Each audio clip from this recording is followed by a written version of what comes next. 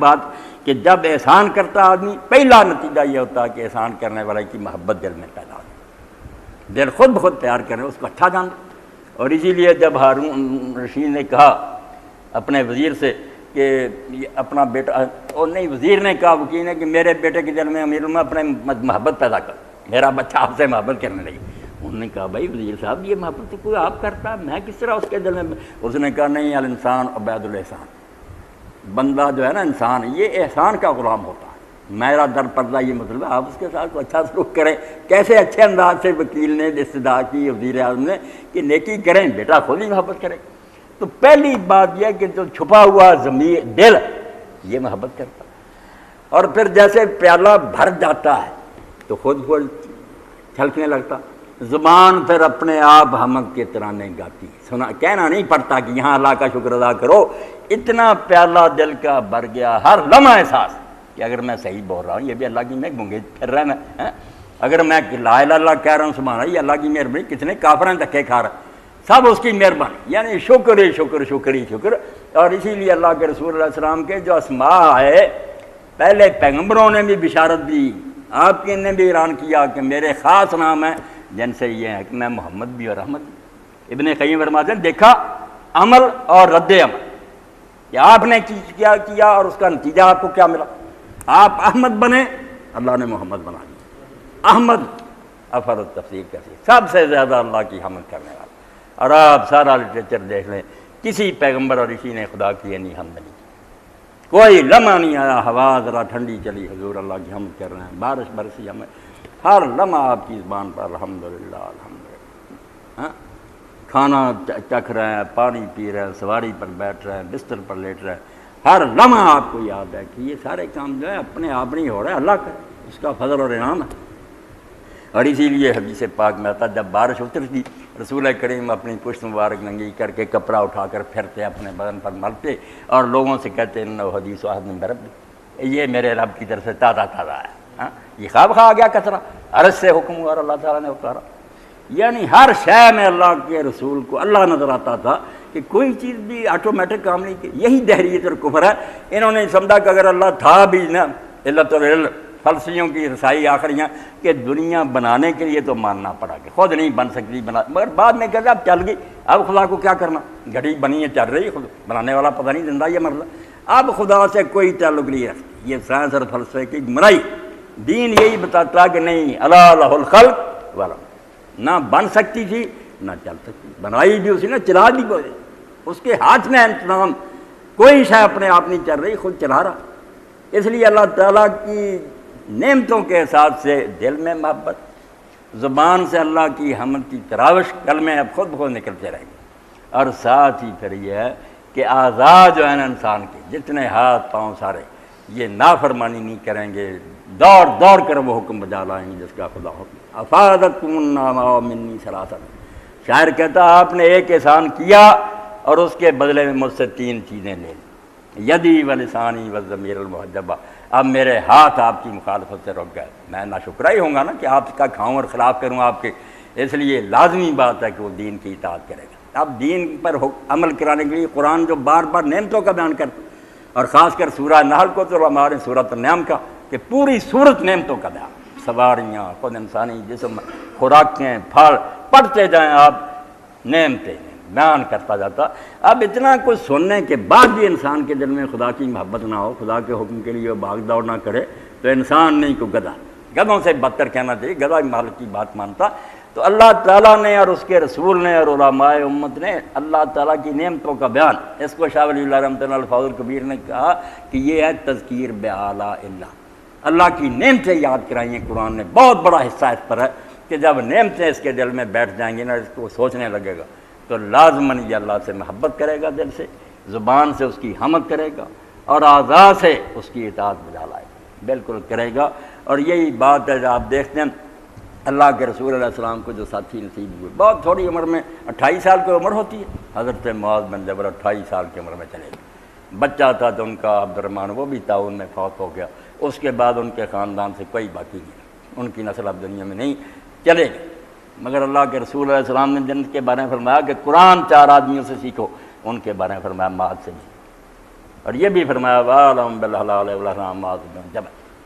حلال اور حرام کا جاننے والا میری امت میں سے سب سے بڑا جو ہے وہ بعض، اس سے زیادہ کوئی فقیہ نہیں، اتنا بڑا عالم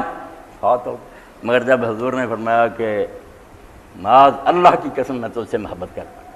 تو ساتھ ہی فرمایا اس محبت کا یہ ہے نتیجہ کہ میں تجھے ہدایت کرتا ہوں کہ نماز کے آخر پر اس کلمے کو نہ چھوڑنا۔ حضور ہدایت کر کے گئے، اب اس کو صاحب مشکات نے لیا کہ دبر الصلاۃ جو ہے وہ نماز کے اندر تحیات میں پڑھے، عام لوگوں نے سمجھا بعد میں پڑھے، دونوں ہی معنی ہو سکتے۔ فرمایا یہ نہ چھوڑنا،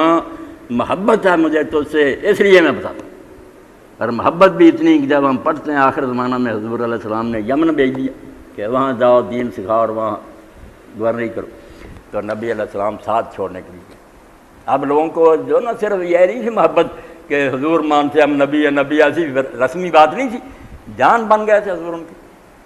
تو نبی علیہ السلام ساتھ جا رہے تھے، مدینہ سے باہر نکلے تو آپ نے فرمایا معاذ تم جانتے ہو کہ میں تمہارے ساتھ باہر کیوں آیا؟ انہوں نے کہا اللہ کے رسول میری دلداری کے لیے کہ آپ مجھے بھیج رہے ہیں، میری عزت افزائی کی۔ فرمایا یہ بات بھی ٹھیک ہے، مگر اس وقت حضور پر بھی غم تاریخ ہوا، صدمے کا احساس حضور کو۔ آپ نے منہ پھیر کر کہا کہ اصل میں بات یہ ہے بات کہ اب تو میری قبر تک سے گزرو، ملاقات نہیں ہوگی تو میری قبر دیکھو۔ وہ رو پڑے، انہوں نے کہا اللہ کے رسول ایسا معاملہ تو آپ مجھے رخصت نہ کریں، مدینہ میں رہنے دے، آخری دیدار تمہیں کو۔ فرمایا نہیں، جو دور بھی ہوں گے اگر وہ متقی ہیں تو وہ میرے قریب ہی ہوں، یہ ظاہری فاصلے کوئی نہیں،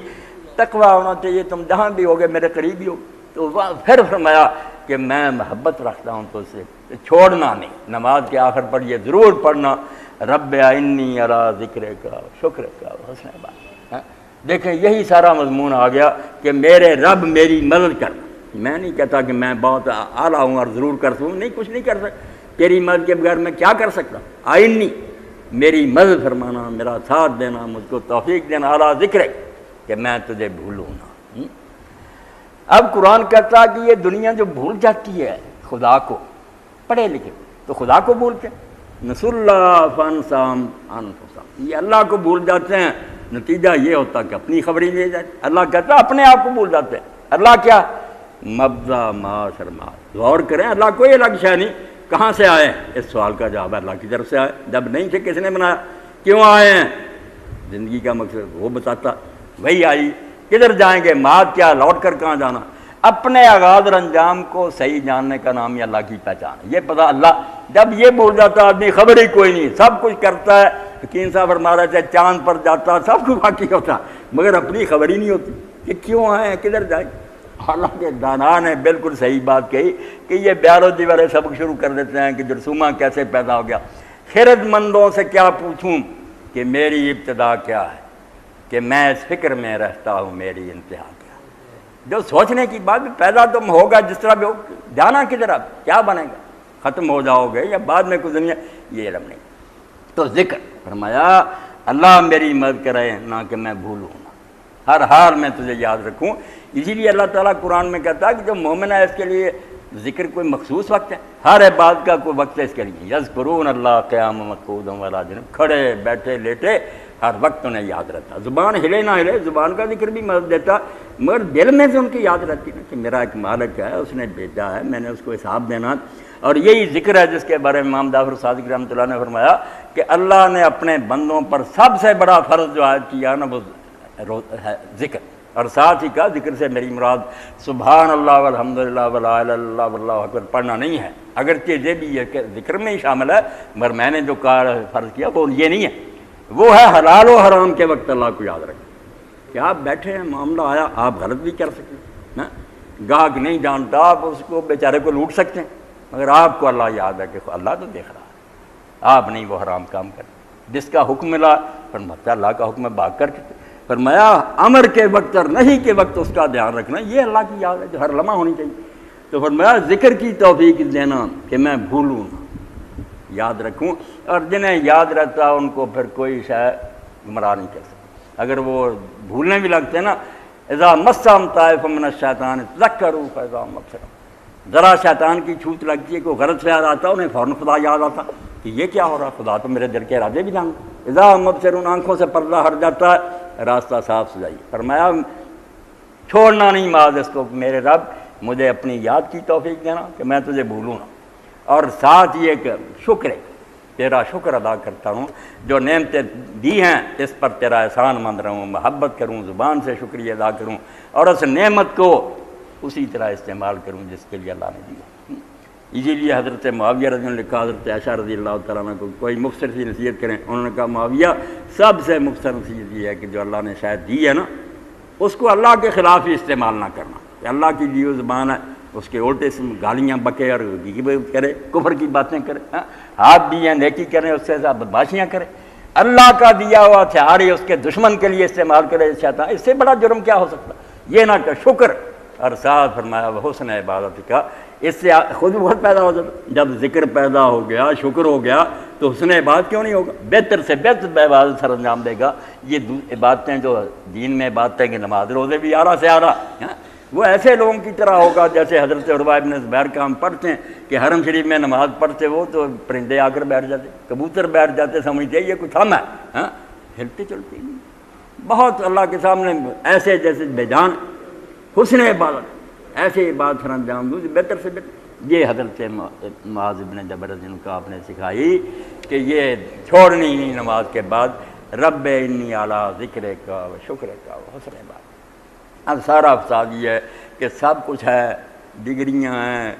سندیں مل رہی ہیں، نہ ذکر ہے، نہ شکر ہے، نہ حسن عبادت۔ جو مقصد تھا سارے علم کا اور حکمت کا کہ دانائی سے تو یہ چیزیں سیکھنی چاہیے، اگر یہ حاصل نہیں ہوئی یہ سارا کاروبار بیکار اور وقت کا ضیاع ہے۔ تو اللہ توفیق دے، یہ دولت ملتی ہے قرآن سے، یہ والقرآن الحکیم، یہ حکمت کا خزانہ۔ رسول اللہ کو اللہ نے حکمت عطا فرمائی، قرآن کے برابر کی شاید سنت، اس میں موتیوں کی لڑیاں، اور نیک لوگ جو عارف اور علماء امت ہیں ان کی کتابیں بھی پڑھیں تو بس بھری ہوئی ہیں ایسی چیزوں سے، آدمی کا دل سرشار ہو جاتا، بالکل ایسا پودا جو دریا کے کنارے ہوگا ہوا کبھی وہ